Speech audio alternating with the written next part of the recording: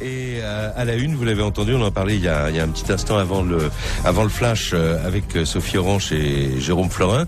À la une, cette histoire incroyable qui fait actuellement la une des médias américains, qui a surtout fait la une pendant tout le week-end dernier, les confidences ou les révélations de cette jeune femme de 19 ans, Miranda Barbour, qui a dit à un journaliste qui l'interrogeait du fond de sa cellule où elle était déjà pour meurtre, elle était accusée de meurtre, on va revenir sur les détails de l'histoire dans un instant, où elle disait donc, en fait, je suis une tueuse en série, je me suis arrêté de compter après ma 22e victime, et puis elle a cité, et on reviendra sur ces révélations, cité plusieurs États américains où, un peu comme une sorte de petit poussé macabre, elle aurait semé des cadavres. Alors, est-ce qu'elle dit la vérité ou pas? Est-ce que c'est une mythomane ou est-ce que on est face à une affaire absolument énorme? Eh bien, c'est ce qu'on va tenter de savoir avec mon invité Stéphane Bourgoin, qui vient d'arriver. Bonjour Stéphane. Bonjour Jacques. Et merci. Je voudrais rappeler tout de suite que vous êtes l'auteur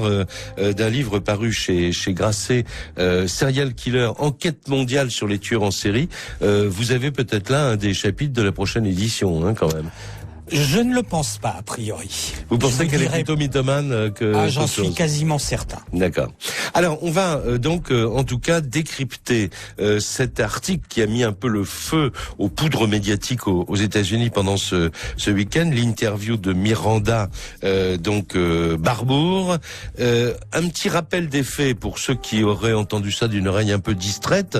La semaine dernière, donc, cette jeune Américaine qui était incarcérée depuis 3 mois, affirme à un journal local qu'elle est une tueuse en série. Et lundi dernier, Rémi Sulmon, le correspondant d'RTL aux États-Unis, révélait dans RTL Soir les points forts de cette interview prise, il faut le dire, très au sérieux par les enquêteurs américains. Mais après tout, c'est leur boulot.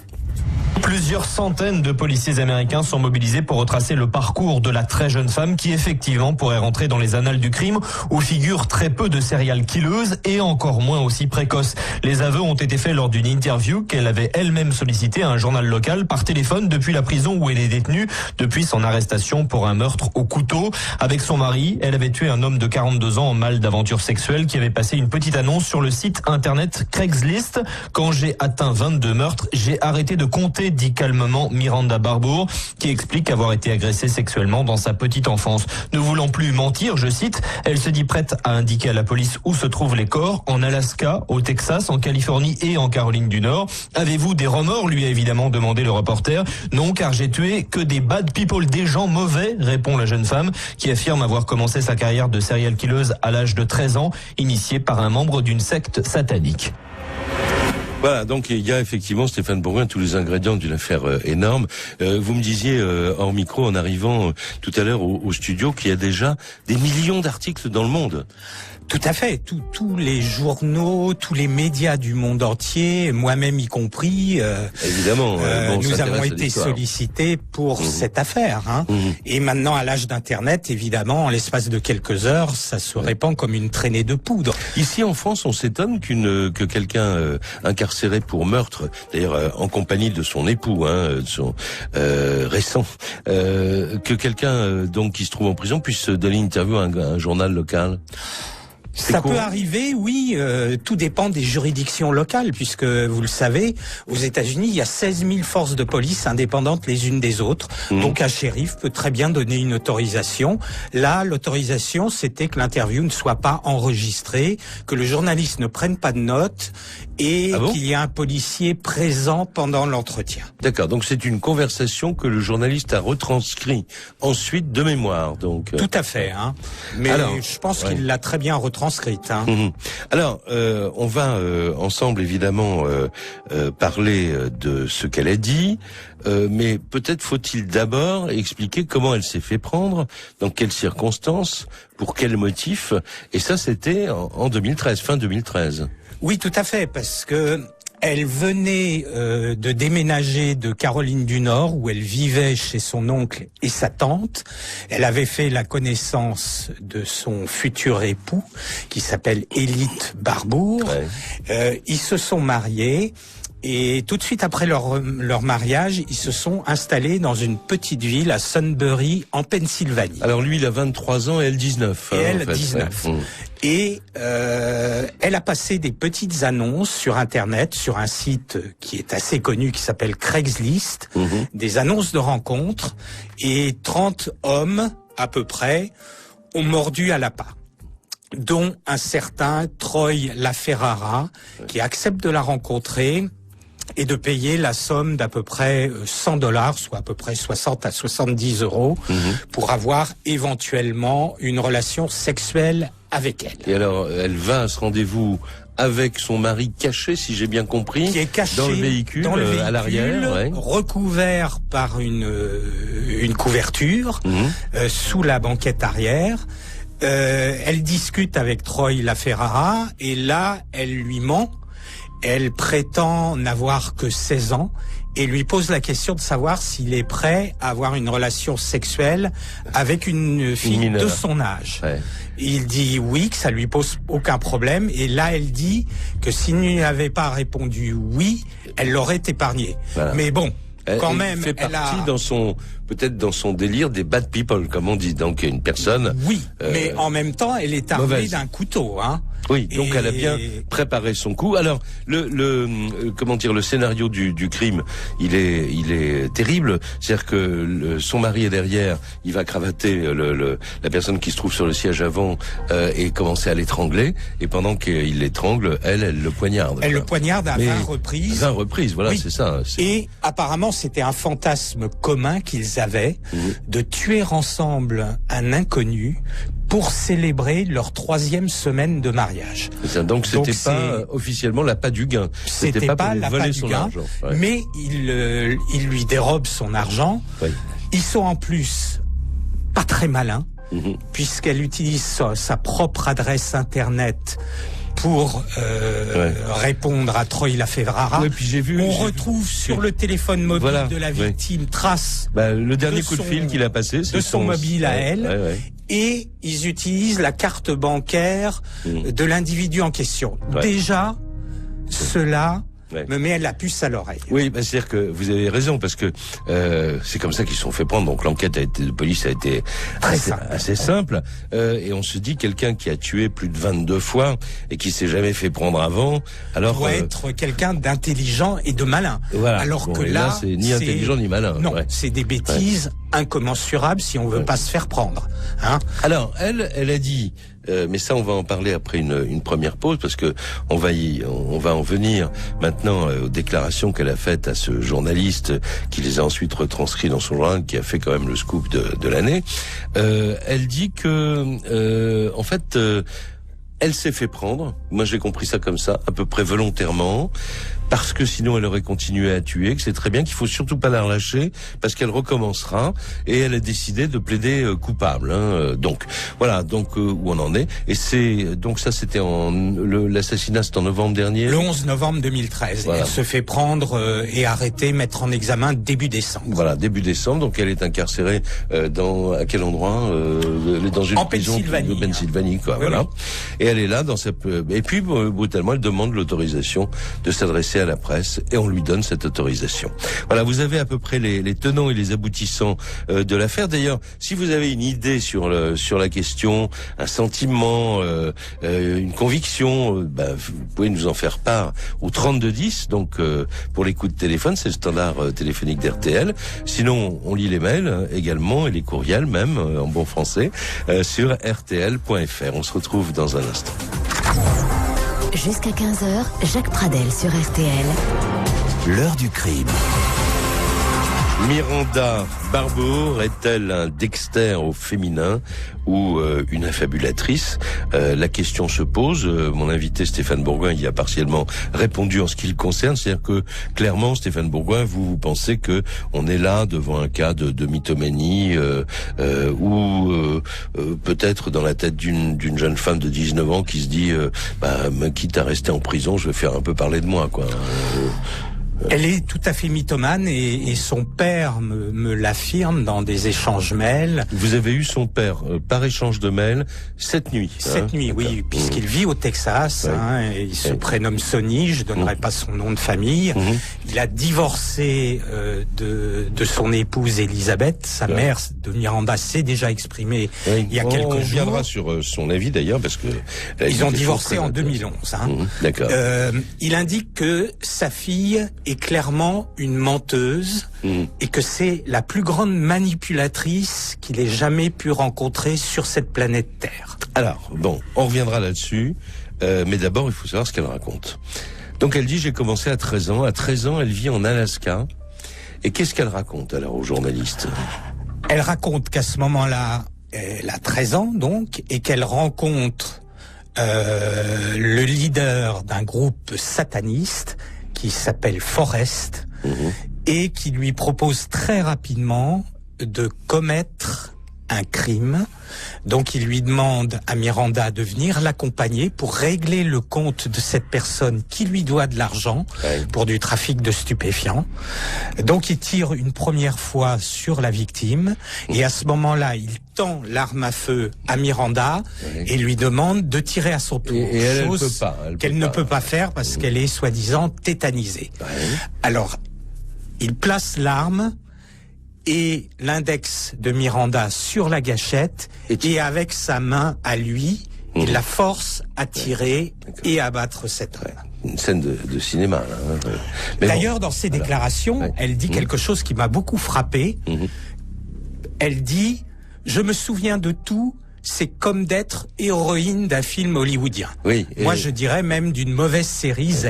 Et elle dit aussi, puisque vous parlez de cinéma, elle dit aussi qu'elle a la mémoire de tous les crimes qu'elle a commis, que peut-être elle n'est pas capable de sortir les dates, mais que elle peut raconter ce qui s'est passé, parce qu'elle dit, quand j'y pense, c'est comme si je regardais un film au cinéma. Donc il y a quand même une permanence, en tout cas psychologique, chez elle. Oui, mais en même temps, ce n'est absolument pas logique du tout. Si elle dit se souvenir de tous les crimes, pourquoi ne se souvient-elle que des 22 premiers?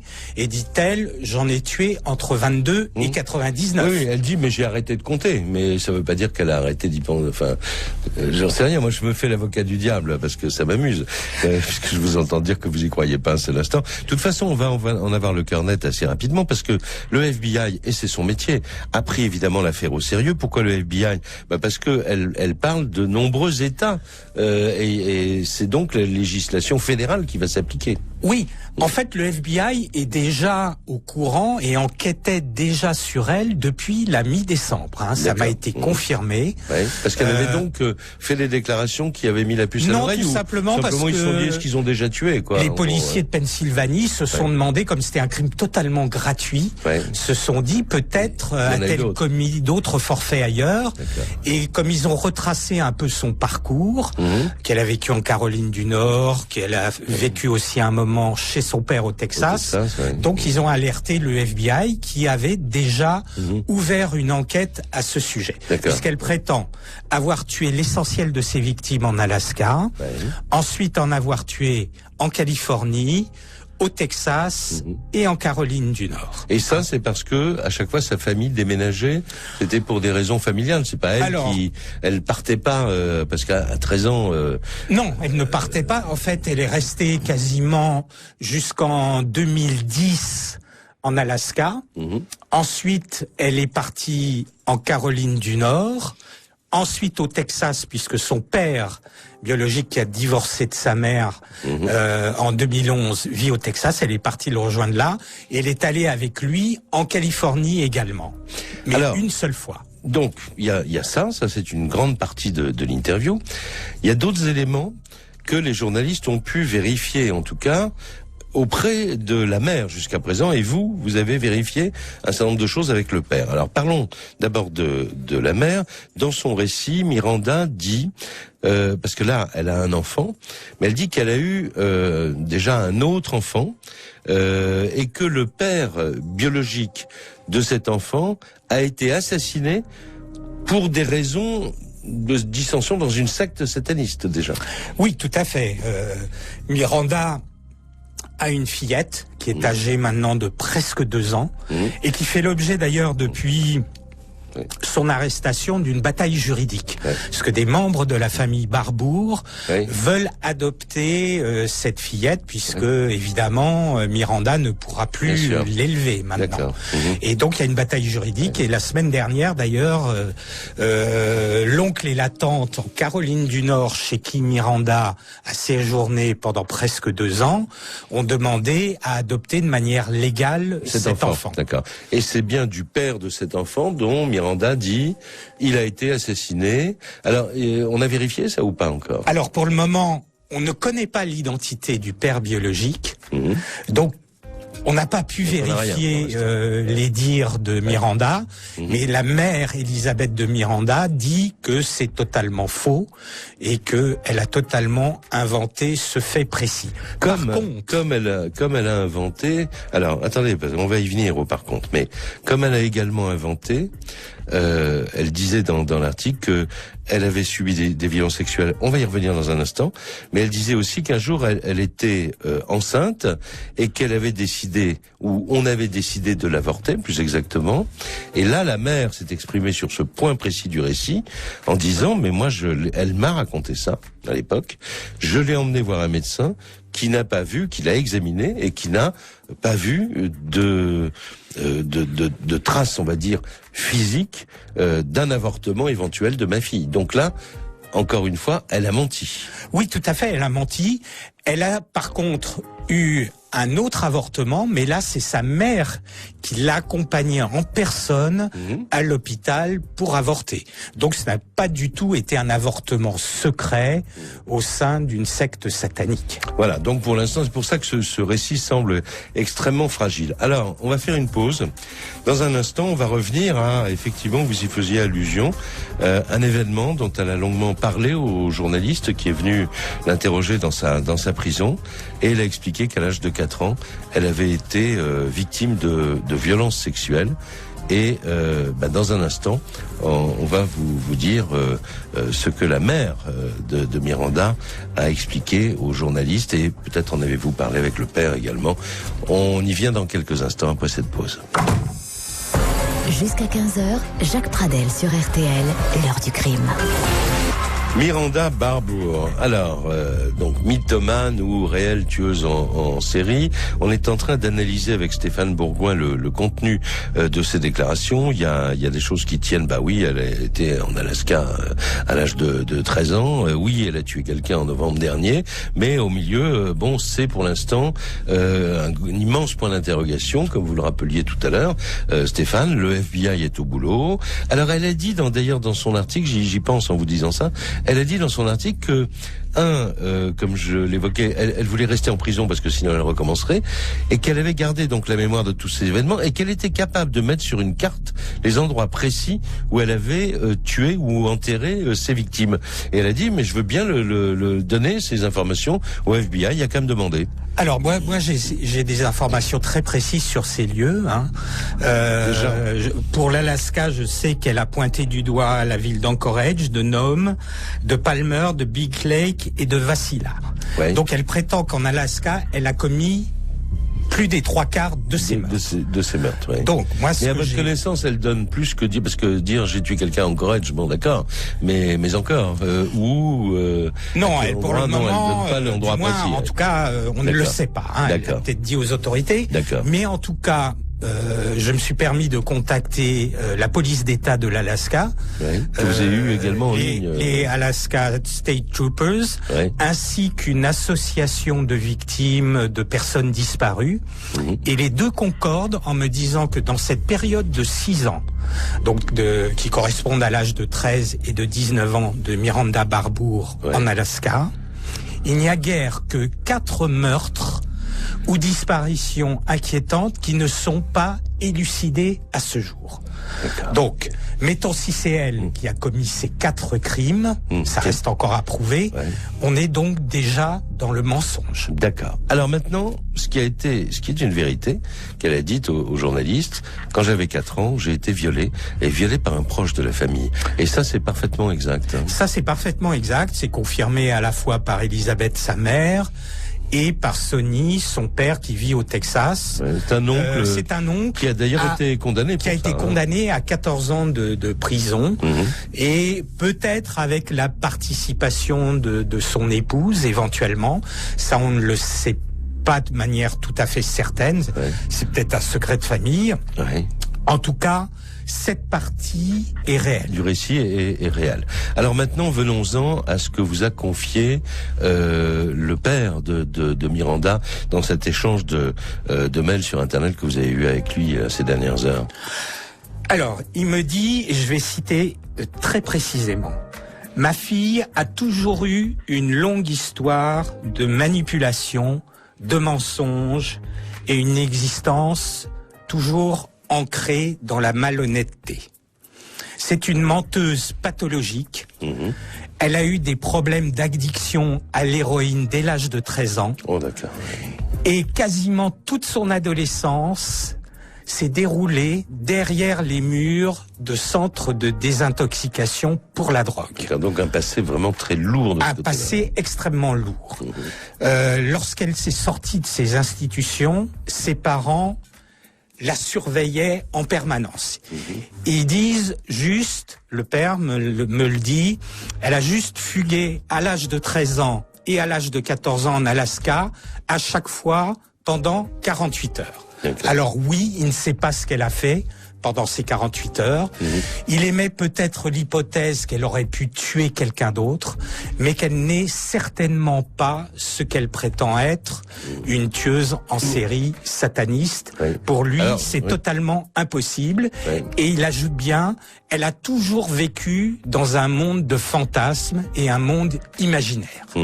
Et ça, il est catégorique là-dessus. Donc lui non plus ne croit pas, il ne croit pas une seconde aux déclarations de sa fille. Et lorsqu'elle est partie en Caroline du Nord, en 2011, suite au divorce de ses parents, elle a vécu chez son oncle et sa tante, pas celui qui l'avait violée, bien sûr. Voilà.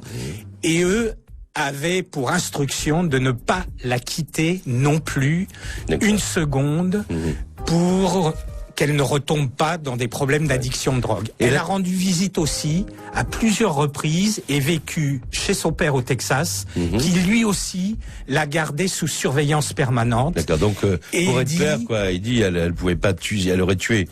Mais quand? Je la surveillais tout le temps, quoi. Oui. En plus, il ajoute, effectivement, elle s'est rendue à une seule reprise en Californie, mais en ma compagnie, et on a toujours été ensemble pendant ce séjour en Californie. Alors, encore un point, les sectes sataniques. Est-ce que l'un des deux parents en ont entendu parler? Est-ce que, à votre connaissance, il y a effectivement des sectes sataniques, je sais pas, en Alaska? Je sais pas pourquoi ça serait plus bizarre en Alaska qu'ailleurs aux États-Unis, d'ailleurs. Disons que c'est plutôt traditionnellement, c'est plutôt en Californie. Mais il existe, oui, une église officielle de Satan, la Church of Satan, qui est dirigée par Anton LaVey, à laquelle ont appartenu un certain nombre de personnalités hollywoodiennes, comme Sammy Davis Jr. d'ailleurs, mais qui est plutôt une église, je veux dire, officielle, qui a un site internet, qui a publié une Bible satanique. Sinon, tout ce qui est secte satanique, c'est plutôt de minuscules groupuscules. Moi, j'ai interrogé des tueurs en série qui ont prétendu appartenir à des sectes sataniques, et l'un d'entre eux, notamment, était mineur au moment où il a commis ses deux premiers crimes, puisqu'il était âgé de 14 ans. Donc là, pour Miranda, on a fait le tour à peu près de ce qu'on peut dire sur ces déclarations, sur les faits avérés. Peut-être une chose que vous m'avez confiée hors micro, on peut en dire un mot tout de suite, c'est que évidemment les journalistes ont tenté d'entrer en contact, et ils ont réussi d'ailleurs avec le mari, mais le tout récent mari, puisque dites en fait le dernier meurtre, pour l'instant, c'est le meurtre, a eu lieu 3 semaines après pour l'anniversaire de leur voyage de noces, quoi. Donc c'est un peu étrange. Il s'est exprimé ou pas, alors, le mari? Alors, oui, Élite Barbour a été interrogé hier par CNN, par un journaliste de CNN au téléphone.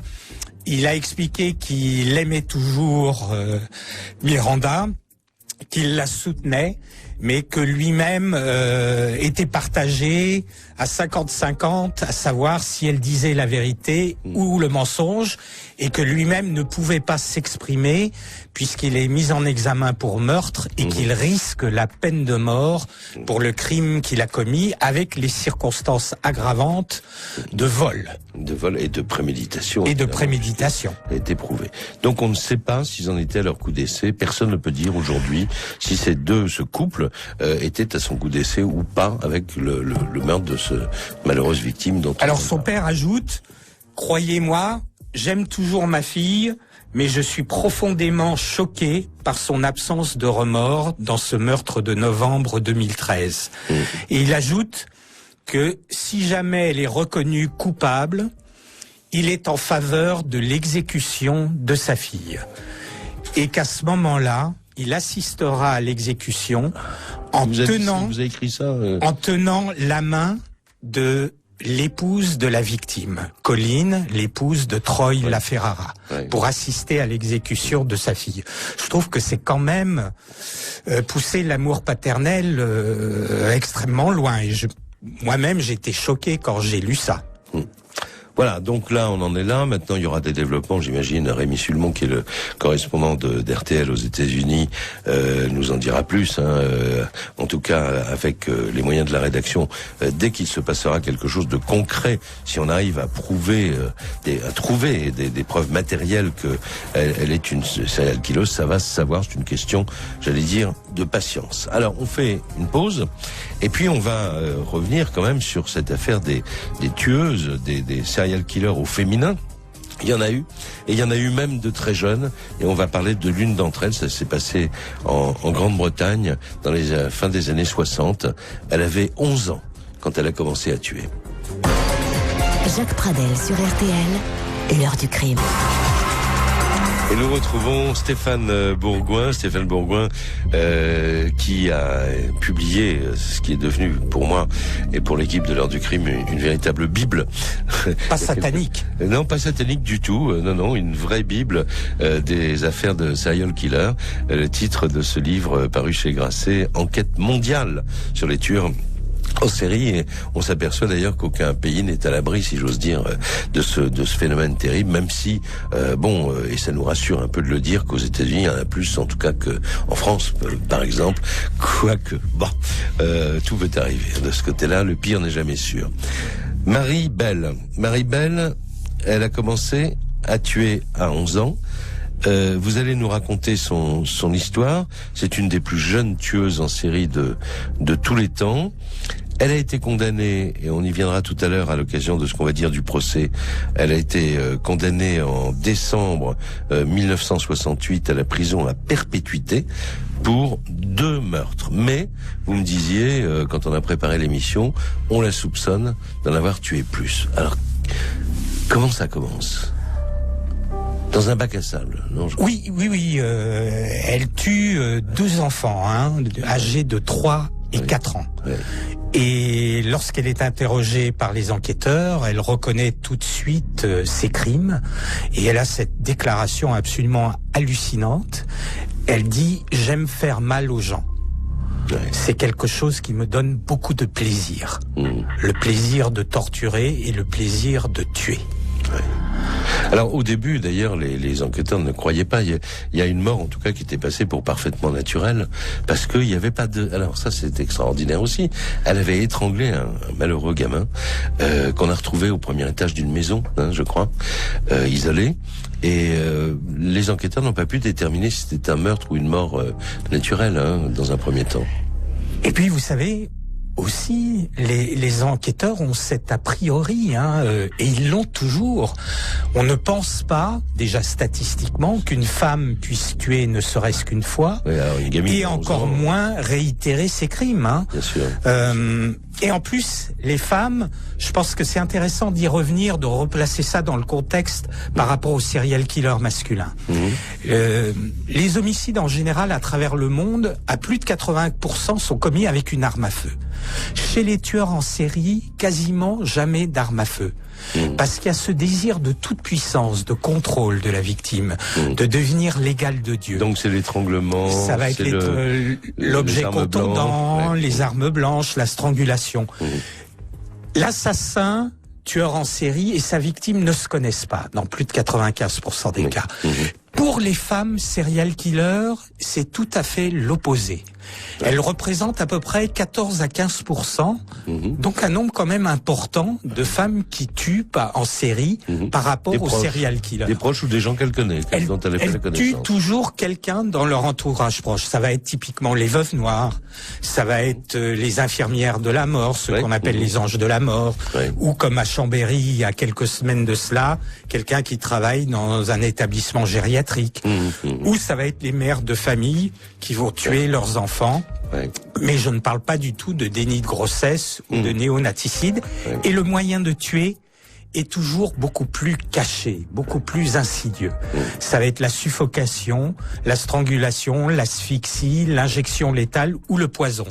Donc c'est des meurtres qui peuvent paraître naturels, éventuellement. En plus, à 11 ans... Pardon du détail, Macam, mais c'est un enquêteur qui l'a dit en parlant des meurtres de Marie-Belle. Elle n'avait pas la force d'étrangler. À 11 ans, on n'a pas la force d'un adulte. Et donc, en fait, les marques n'avaient pas été suffisamment, visibles pour que les enquêteurs pensent à un meurtre.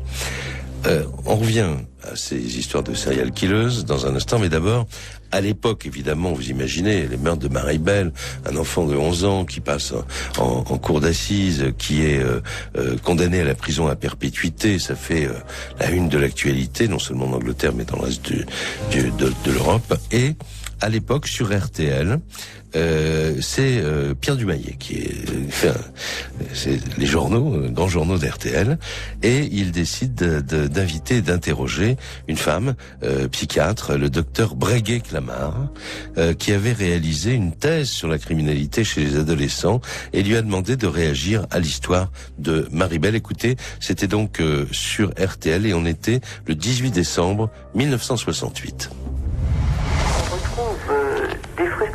Très précoces chez ces enfants qui ont très souvent été séparés de leurs parents pour une durée plus ou moins longue assez tôt. Ces enfants ont donc été traumatisés par ces séparations, même si les parents les ont repris par la suite. Ça les a marqués. Un petit peu comme si cet abandon avait été une expérience de mort pour ces enfants. Et plus tard, très souvent, on retrouve dans la vie de ces adolescents des expériences d'abandon à nouveau, des expériences de mort. Il y a eu une répétition, une espèce de répétition dans l'adolescence de ces enfants de traumatismes anciens dont les racines ont ressurgi à l'occasion de ces traumatismes plus récents. Il semble qu'ils aient, sans le savoir et faussement, une expérience de la mort et que, par exemple, parce qu'ils se sont sentis abandonnés, en gros, finalement, cette mort qu'ils ont vécue, ils pensent pouvoir la donner sans hésitation. C'est cela, c'est une espèce de revanche. Ils répondent aux frustrations anciennes qu'ils ont vécues. Alors à propos de frustration ancienne, mais je vous demanderai d'y revenir dans un instant, Stéphane Bourgoin, dans le cas de Marie-Belle, on a découvert, les enquêteurs ont tout de suite découvert qu'elle était la fille d'une prostituée sadomasochiste et qu'elle avait été même violentée à plusieurs reprises par sa propre mère et par certains de ses clients, ce qui constitue évidemment un très très lourd passé, qui n'est pas une excuse, mais on ne peut pas ne pas pointer ce genre d'informations au passage. Une pause, c'est la dernière de l'émission, et on revient sur les femmes tueuses en série. Retour de l'heure du crime, Jacques Pradel sur RTL. Alors, encore un petit mot sur les tueuses en série, Stéphane Bourgoin, c'est pour qu'on se rende bien compte, ceux qui nous écoutent, c'est alors des enfants en tout cas, et des très jeunes, comme d'ailleurs cette Miranda, c'est quand même rarissime, ça demeure rarissime, on est d'accord? Oui, on a un exemple aussi aux États-Unis d'une adolescente qui faisait partie d'un groupuscule qui avait des rites semi-sataniques, Terry Lynn Vadger, qui, à l'âge de 14 ans, avait déjà commis 9 meurtres. D'accord, donc ça, c'est une affaire qui a existé? Oui, elle a changé d'identité depuis, elle a été relâchée, et on ne sait pas où elle vit aux États-Unis. C'est le cas de Marie-Belle, d'ailleurs. Tout à fait. Elle a été libérée, elle a écrit d'ailleurs une une biographie à l'âge de 30 ans. Je crois qu'elle avait 23 ans quand elle est sortie de prison, condamnée à perpétuité à 11 ans, hein, donc. Et puis ça a fait un scandale d'ailleurs. Puis il y avait le cas de ces deux jeunes enfants, Bulger et Venables, voilà, qui ont tué un petit garçon à coups de pierre sur une voie de chemin de fer. Alors aux États-Unis, on fait référence aussi à tueur né, parce que cette histoire qui fait la une de l'actualité, tout le monde essaie de la prendre par tous les bouts. Bon, là, c'est vrai que c'est un meurtre en commun. Ils sont co-auteurs du meurtre pour lequel Miranda Barbour se trouve en prison actuellement. Alors on parle du film d'Oliver Stone. Le film était sorti en France en 94, je crois. C'est donc cette histoire d'amour fou qui lie deux ados, Mallory et Mikey. Voilà. Et bon, évidemment, on est dans une fiction. Mais en même temps, ça ressemble un petit peu à Bonnie and Clyde et à d'autres récits de couples désesperados. Et des victimes choisies au hasard. Oui. C'est notamment le cas d'un tueur en série américain qui a été exécuté, qui s'appelle Charles Starkweather. C'était dans le Nevada, et qui, avec sa complice mineure, Carrie Ann Fugate, avait commis une sorte d'odyssée meurtrière qui a été donc adaptée par Oliver Stone. Oui, voilà, il s'est inspiré de cette affaire et il a attribué 55 meurtres à ce couple dans son film. Donc c'est curieux, les 22, je me suis arrêté de compter après 22. Ça vous a étonné aussi? Oui. Et puis surtout quand le journaliste pose la question à Miranda, combien vous en avez tué, elle répond un peu moins de 100. Donc ça veut dire qu'elle en a tué entre 23 et 99. Bien sûr. Elle dit avoir une mémoire exacte des lieux, ce qu'on disait tout et à du l'heure, coup elle ne se souvient pas du nombre des meurtres. Non, ça c'est un peu bizarre. Alors, parlons des sectes satanistes, parce que c'est un aspect de cette affaire à cause de ses déclarations, puisque, rappelons-le, elle dit, voilà, j'ai 13 ans, je deviens l'ami d'un certain Forrest, mais je sais pas si elle a donné d'autres détails, si ce type existe encore ou pas. Il aurait été assassiné. Il aurait été assassiné, voilà, d'accord. Donc, ça facilite aussi les choses pour le récit, quoi. Bon.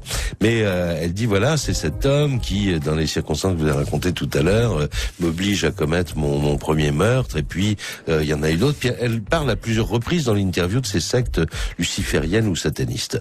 Alors qu'en est-il exactement? Parce que à chaque fois qu'il y a une citation sur les sectes satanistes, tout le monde tombe un peu un bras raccourci. Est-ce que il y a autant de criminels qu'on le dit dans des sectes comme ça aux États-Unis? Il y a l'affaire très célèbre des West Memphis 3, là, qui ont été accusés de crimes rituels satanistes d'enfants dans le Tennessee.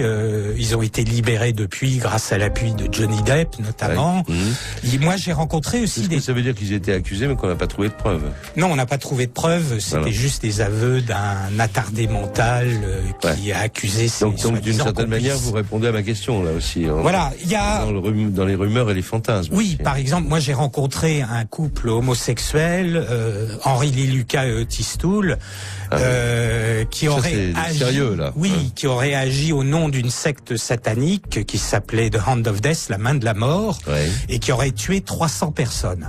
Mais on s'est aperçu après quelques mois d'enquête que cette secte n'existait que dans l'imagination de ces tueurs. Ah oui, il y a ça aussi, bien sûr. Ils se servent de leur imaginaire et de leurs fantasmes pour habiller en quelque sorte leur scénario. Oui, et par contre, j'ai interrogé un vrai gourou d'une secte, mais là d'adorateurs du vampirisme, Roderick Ferrell, qui a été surnommé le vampire de Stis, dont je vous parle de mon entretien avec lui dans mes livres. J'avais fait un infrarouge pour France 2 sur lui. Ça a été le plus jeune condamné à mort de l'État de Floride à l'âge de 16 ans, mais il avait commis ses 2 premiers meurtres à l'âge de 14 ans. Et il avait la main mise sur un groupuscule d'adolescents qu'il forçait à des rites initiatiques dans des cimetières à base de vampirisme. Donc il y a du vrai, du faux, il y a un mélange, il y a un cocktail. Mais c'est jamais quelque chose de structuré. Vous savez, c'est pas comme les sectes officielles qui sont dans la manipulation mentale. C'est généralement un petit groupe qui se structure autour de quelqu'un qui a la main mise, qui est un psychopathe, un sociopathe, un manipulateur, et qui va faire donc du lavage de cerveau auprès d'adolescents. Alors, quasiment la dernière question, il nous reste 2 minutes d'antenne, et on nous pose la question au Standard, est-ce que le FBI va vraiment travailler là-dessus, ou est-ce que c'est une posture de dire que, bien sûr, ils prennent au sérieux les déclarations? Ça va faire un boulot infernal pour des tas de gens. Peut-être pour rien, quoi. Ça a déjà fait beaucoup de travail, puisque dès la mi-décembre, oui, les policiers de Pennsylvanie ont contacté les autorités fédérales. Donc des enquêtes ont déjà été menées. Peut-être pas aussi poussées qu'elles peuvent l'être maintenant, mais maintenant, comme on le dit, ils vont se bouger le cul, parce qu'il y a la pression médiatique qui ne va pas se relâcher. C'est une histoire qui, pour les journalistes, est du pain béni. Bien sûr. Et je dirais qu'à l'âge d'Internet, on a déjà eu des dérapages comme ça, comme souvenez-vous de la fausse agression raciste dans le RER à côté de Paris. Sûr, à l'âge d'Internet, les rumeurs dépassent la vérité. Oui, parce que les rumeurs créent des psychoses aussi. Donc, ils ont intérêt, les policiers américains, à faire une enquête très très sérieuse, minutieuse, ne serait-ce que pour, comme ils disent... Et puis les familles de victimes, de disparus, vont être des enquêteurs locaux vont être tentés aussi de faire coïncider, et de fermer, de clore leur dossier avec les déclarations de Miranda Barbour. Donc tout ça demande beaucoup de rigueur. Et ça va prendre du temps, quoi, en fait. Ça va prendre, oui, je pense, l'espace de quelques semaines. Il se peut-être, son père d'ailleurs aimait cette hypothèse, qu'elle a peut-être tué 1 ou 2 personnes auparavant, mais certainement pas entre 22 et 99 victimes. Enfin, si elle avait tué 2 personnes, plus celui dont on est sûr qu'ils l'ont tué en se servant d'elle comme appât, donc en novembre dernier, ça fait déjà beaucoup de monde. Mais en tout cas, le FBI a déjà retrouvé la trace de tous les hommes qui l'ont contacté par ce site de rencontre Craigslist. Vous me précédez, c'est la dernière question que je vais vous poser, parce que les auditeurs remarquent également que un certain nombre de serial killers recrutent, si j'ose dire, leurs victimes sur Internet. Donc, ces sites sont également surveillés. Enfin, il y a des... ça laisse des traces, malgré tout. Voilà. Et nous-mêmes, nous avions parlé il y a quelques mois de cela du Craigslist killer, Philippe Markoff. Voilà, qui lui-même s'était servi du même site pour recruter ses victimes, quoi. Voilà, donc une histoire qui commence, qui est loin d'être terminée. Va falloir maintenant un peu de patience, parce que le temps de la police et de la justice n'est pas le temps médiatique, à moins qu'il y ait encore d'autres rebondissements, auquel cas vous revenez tout de suite pour nous en parler. Vous allez surveiller cette affaire, en tout cas, vous. Certainement, Jacques, oui. Vous avez un radar auquel n'échappe aucun serial killer. Merci beaucoup, Stéphane Bourgoin. L'émission est terminée et on retrouve Flavie.